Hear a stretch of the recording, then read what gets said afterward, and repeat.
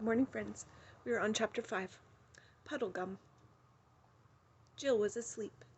Ever since the Owls' Parliament began, she had been yawning terribly, and now she had dropped off.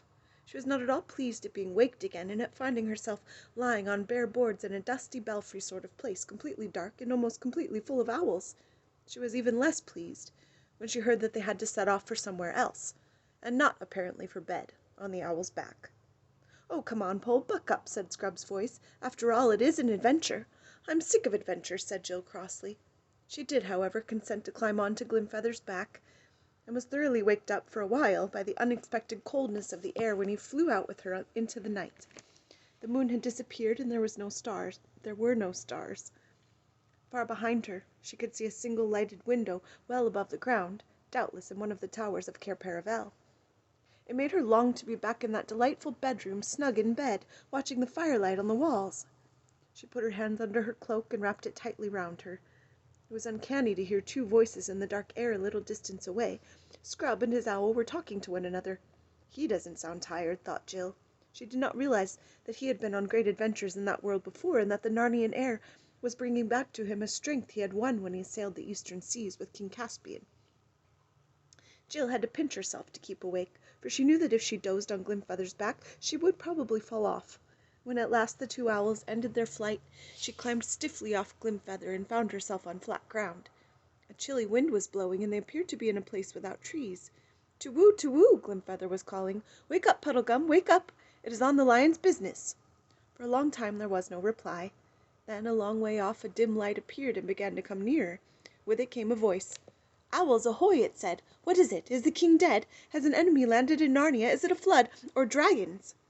When the light reached them, it turned out to be that of a large lantern. She could see very little of the person who held it. He seemed to be all legs and arms. The owls were talking to him, explaining everything, but he was too tired to listen. She tried to wake herself up a bit when she realized that they were saying goodbye to her. But she could never afterwards remember much except that sooner or later she and Scrub were stooping to enter a low doorway, and then, oh thank heavens, were lying down on something soft and warm, and a voice was saying, "There you are, best we can do. You'll lie cold and hard, damp too, I shouldn't wonder. Won't sleep a wink, most likely, even if there isn't a thunderstorm or a flood or a wigwam doesn't fall down on top of us all, as I've known them do." Must make the best of it, but she was fast asleep before the voice had ended. When the children woke late next morning, they found that they were lying very dry and warm on beds of straw in a dark place. A triangular opening let in the daylight. "Where on earth are we?" asked Jill. "In the wigwam of a Marsh Wiggle," said Eustace. "A what?" "A Marsh Wiggle. Don't ask me what it is. I couldn't see it last night. I'm getting up. Let's go and look for it." "How beastly one feels after sleeping in one's clothes," said Jill, sitting up. "I was just thinking how nice it was not to have to dress," said Eustace. "Or wash either, I suppose," said Jill scornfully. But Scrub had already got up, yawned, shaken himself, and crawled out of the wigwam. Jill did the same. What they found outside was quite unlike the bit of Narnia they had seen on the day before. They were on a great flat plain which was cut into countless little islands by countless channels of water. The islands were covered with coarse grass and bordered with reeds and rushes. Sometimes there were beds of rushes about an acre in extent. Clouds of birds were constantly alighting in them and rising from them again. Duck, snipe, bitterns, herons. Many wigwams, like that in which they had passed the night, could be seen dotted about, but all at a good distance from one another, for Marsh Wiggles are people who like privacy. Except for the fringe of the forest several miles to the south and west of them, there was not a tree in sight. Eastward the flat marsh stretched to low sand hills on the horizon, and you could tell by the salt tang in the wind which blew from that direction that the sea lay over there. To the north there were low pale-coloured hills, in places bastioned with rock. The rest was all flat marsh. It would have been a depressing place on a wet evening, seen under a morning sun, with a fresh wind blowing and the air filled with the crying of birds. There was something fine and fresh and clean about its loneliness. The children felt their spirits rise. "Where has the thingamy got to, I wonder?" said Jill. "The Marsh Wiggle," said Scrub, as if he were rather proud of knowing the word. "I expect— Hullo, that must be him." And then they both saw him sitting with his back to them, fishing about 50 yards away. He had been hard to see at first because he was nearly the same colour as the marsh, and because he sat so still. "I suppose we'd better go and speak to him," said Jill. Scrub nodded. They both felt a little nervous. As they drew near, the figure turned its head and showed them a long, thin face with rather sunken cheeks, a tightly shut mouth, a sharp nose, and no beard. He was wearing a high, pointed hat like a steeple with an enormously wide, flat brim. The hair, if it could be called hair, which hung over his large ears, was greeny gray, and each lock was flat rather than round, so that they were like tiny reeds. His expression was solemn, his complexion muddy, and you could see at once that he took a serious view of life. "Good morning, guests," he said. "Though when I say good, I don't mean it won't probably turn to rain, or it might be snow, or fog, or thunder. You didn't get any sleep, I dare say." "Yes, we did, though," said Jill. "We had a lovely night." "Ah," said the Marsh Wiggle, shaking his head, "I see you're making the best of a bad job. That's right, you've been well brought up, you have. You've learned to put a good face on things." "Please, we don't know your name," said Scrub. "Puddleglum's my name.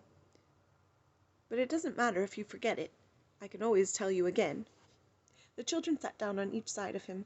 They now saw that he had very long legs and arms, so that although his body was not much bigger than a dwarf's, he would be taller than most men when he stood up. The fingers of his hands were webbed like a frog's, so were his bare feet, which dangled in the muddy water.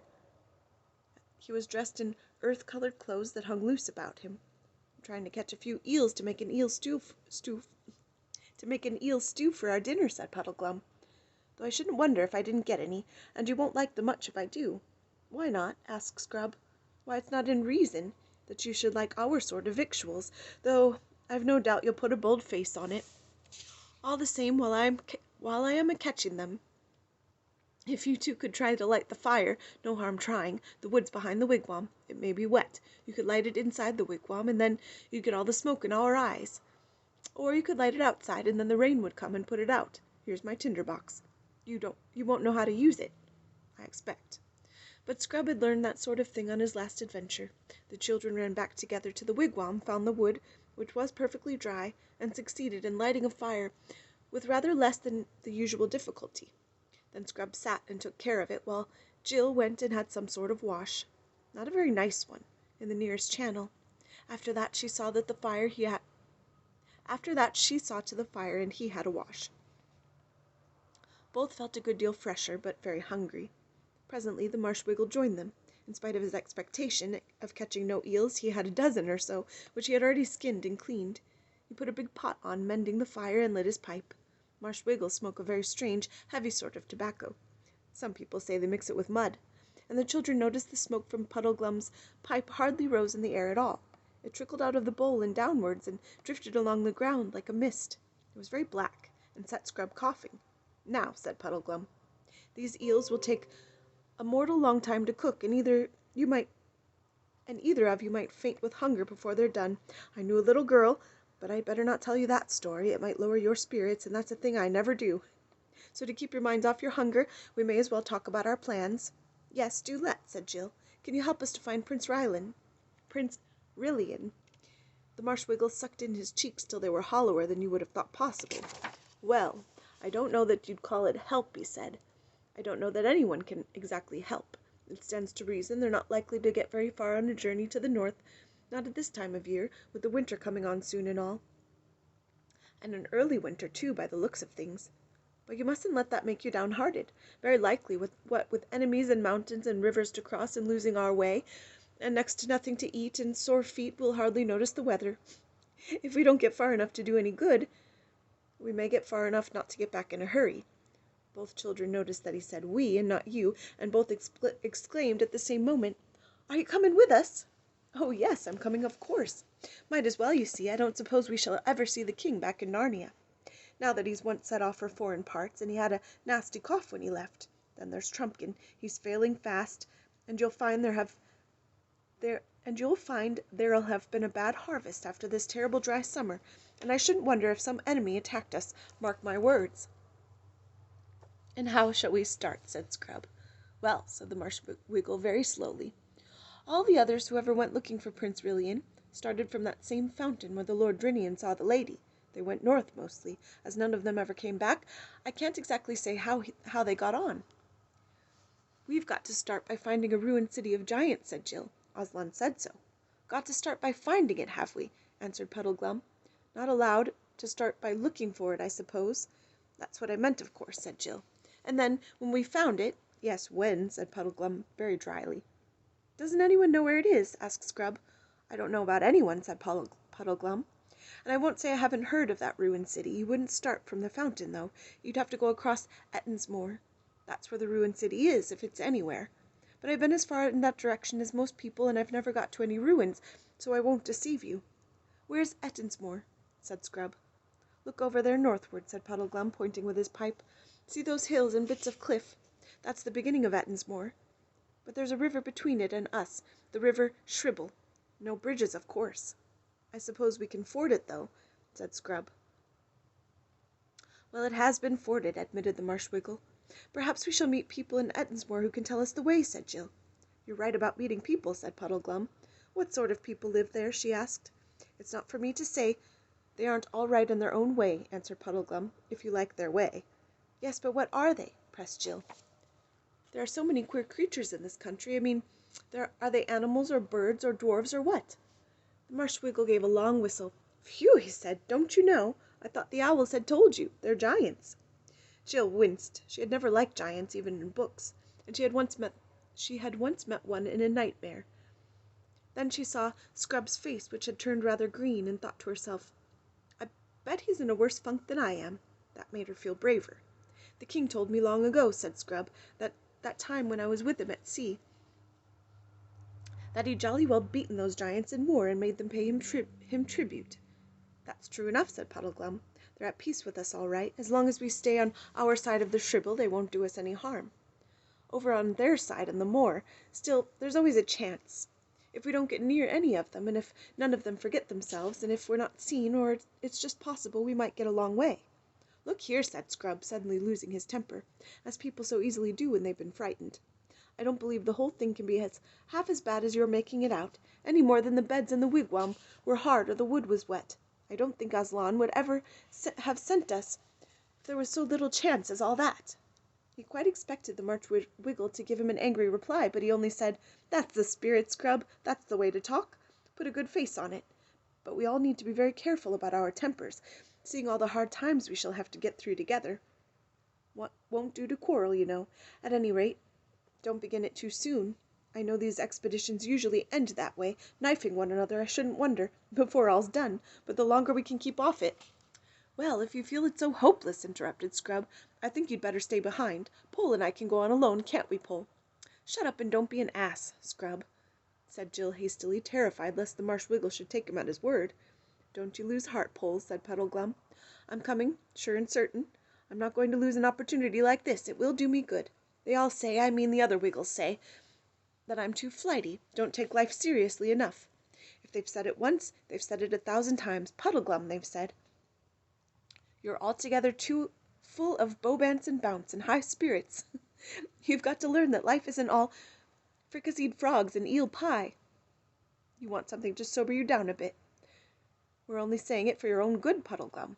That's what they say. Now a job like this, a journey up north just as winter's beginning, looking for a prince that probably isn't there, by way of a ruined city that no one has ever seen, well, will be just the thing. If that doesn't steady a chap, I don't know what will." And he rubbed his big frog-like hands together, as if he were talking of going to a party or a pantomime. "And now," he added, "let's see how those eels are getting on." When the meal came, it was delicious, and the children had 2 large helpings each. At first the Marsh Wiggle wouldn't believe that they really liked it, but when they had eaten so much that he had to believe them, he fell back on saying that it would probably disagree with them horribly. "What's food for Wiggles may be poison for humans, I shouldn't wonder," he said. After the meal they had tea in tins, as you've seen men having it who are working on the road, and Puddleglum had a good many sips out of a square black bottle. He offered the children some of it, but they thought it was nasty. The rest of the day was spent in preparations for an early start tomorrow morning. Puddleglum, being far the biggest, said he could carry 3 blankets, with a large bit of bacon rolled up inside them. Jill was to carry the remains of the eels, some biscuit, and the tinder box. Scrub was to carry both his own cloak and Jill's when they didn't want to wear them. Scrub, who had learned some shooting when he sailed to the east under Caspian, had Puddleglum's second best bow, and Puddleglum had his best one, though he said that though he said that what with winds and damp bowstrings and bad light and cold fingers, it was 100 to 1 against either of them hitting anything. He and Scrub both had swords. Scrub had brought the one which had been left out for him in his room at Cair Paravel, but Jill had to be content with her knife. There would have been a quarrel about this, but as soon as they started sparring, the Wiggle rubbed his hands and said, "Ah, there you are, I thought as much. That's what usually happens on adventures." This made them both shut up.